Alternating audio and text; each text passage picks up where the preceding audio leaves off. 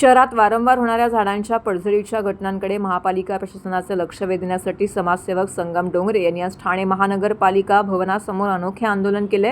यावेळी त्यांनी हातामध्ये झाडांच्या फांद्या आणि ऑक्सिजनचा बाटला घेऊन प्रशासनाचा निषेध व्यक्त केला आहे।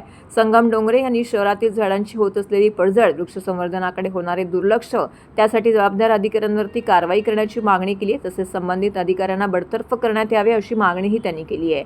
यावेळी त्यांनी आरोप केला की ठाण्यामध्ये जंगल आणि हिरवळीच्या जागा बिल्डरांच्या घशात घातल्या जात असून अशा परिस्थितीमध्ये झाडं कशी वाचणार असा सवाल उपस्थित केला आहे। भविष्यात नागरिकांना ऑक्सिजन पार्कच्या माध्यमातून विकत घ्यावा लागेल अशी भीती त्यांनी व्यक्त केली आहे।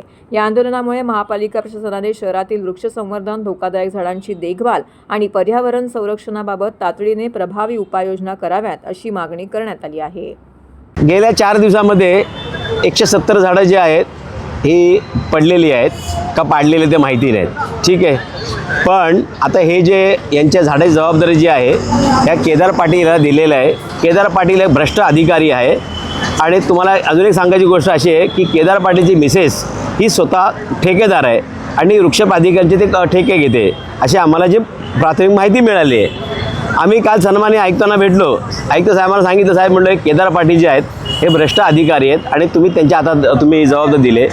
आता हे 170 झाडं जे पडलेत ते साधारण ही म्हणजे वाऱ्यामुळे पडले किंवा अति पावसामुळे पडलेत, पण केदार पाटील जे आहेत हे त्यांना चहा दिल्यानंतर 170 झाडं जी आहेत ही रोज मारणार, म्हणजे हे म्हणजे बिल्डरची सुपारी घेऊन ही झाडांचे कत्तल करणार। आणि आता काय झालं, प्रत्येक सोसायटीमध्ये पूर्वी झाडं होती हो, आता एक पण झाडं नाही आहे। आमच्या या संदर्भात पुरावा आहे, आम्ही जे म्हणतो पुरावा सकट म्हणतोय, पण प्रत्येक सोसायटी जे आहे अशी झाडाची कत्तल करा सुटली, मग झाडं कुठं असणार आहे।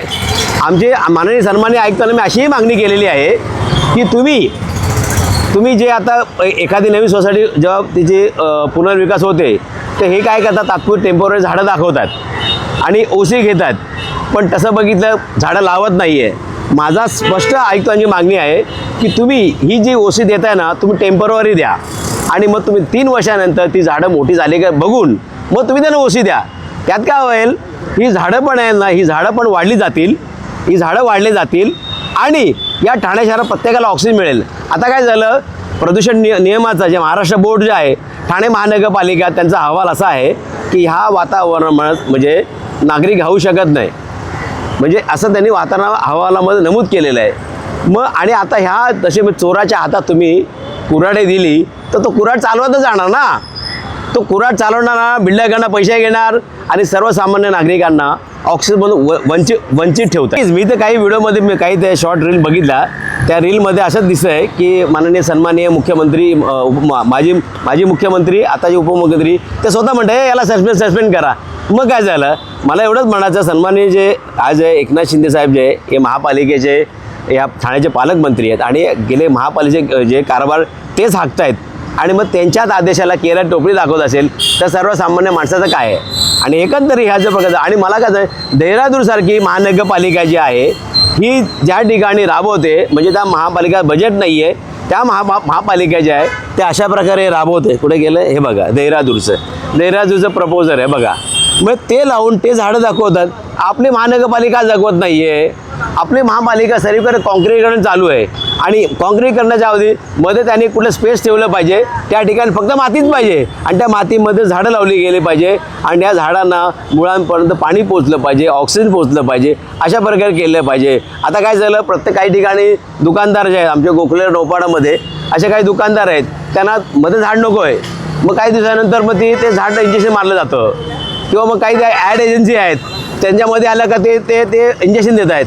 तर यांची वृत्ती चुकीची आहे, यांच्या चुकीच्या वृत्तीला मी विरोध करण्यासाठी आलो आहे आणि आम्हाला या ठाणे शहरात झाडं लावायला पाहिजे, झाडं जगवायला पाहिजे आणि ह्या संदर्भात आम्हाला कुठं ऑक्सिजन मिळत नाही आहे, तर आज मला ऑक्सिजनची गरज पडलेली आहे,